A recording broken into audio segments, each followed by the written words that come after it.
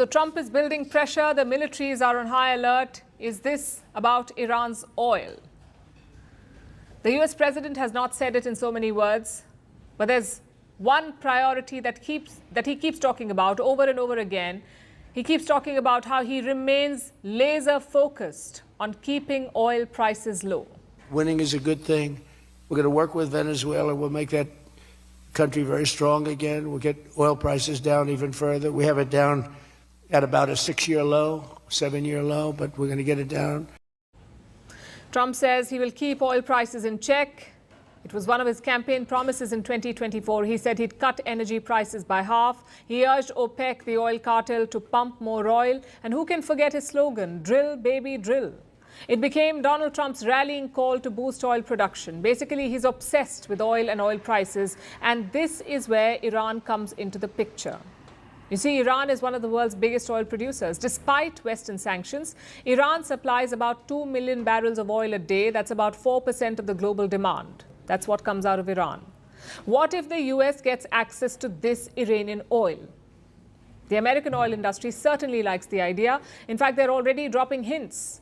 Consider what the American Petroleum Institute has said. This is America's main industry group for oil. It represents the country's biggest oil companies like Chevron, ExxonMobil, and ConocoPhillips. Its president is a man called Mike Sommers.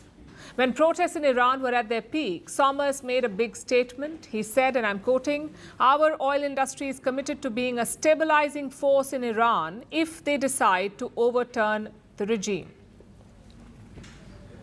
Sommers is basically encouraging the US government to attack. It's like telling Washington that if you invade, we've got your back. We can handle Iran's oil. Clearly, Venezuela, with the world's largest oil reserves, is not enough for them. They want Iran too. In fact, the US oil industry is cautious about Venezuela. And this is a country where the US government has control right now. Sommers suggested that Venezuela is, quote unquote, not structurally sound. And why is that?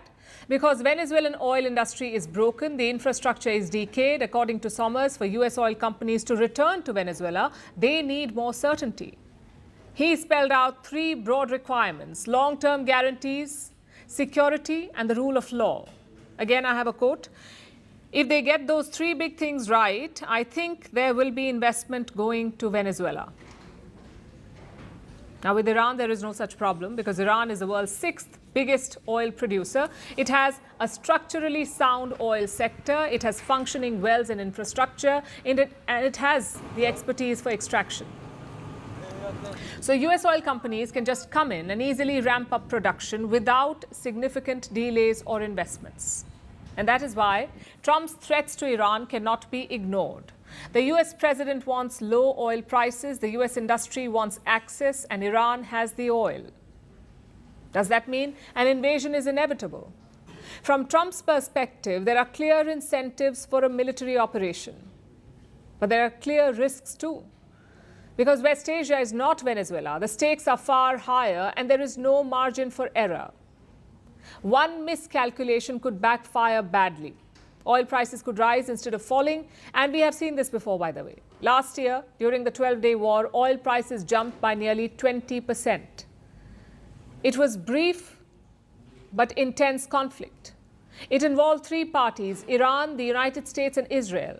That was when the US struck Iranian nuclear facilities. And there was a clear lesson from that war, that conflict in West Asia pushes oil prices up, not down. In fact, US military interventions in this region have always disrupted energy supplies and prices, and the impact has been felt over a long term. Take the example of Iraq. The US invaded Iraq in 2003, and even now, 22 years later, Iraq manages to produce just 70% of what it can. That's because the war damaged its production infrastructure. The same thing happened in Libya. More than a decade since the US strikes, Libya's oil output remains uneven.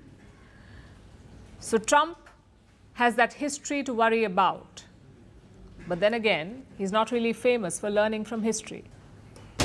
The world doesn't fit in boxes, so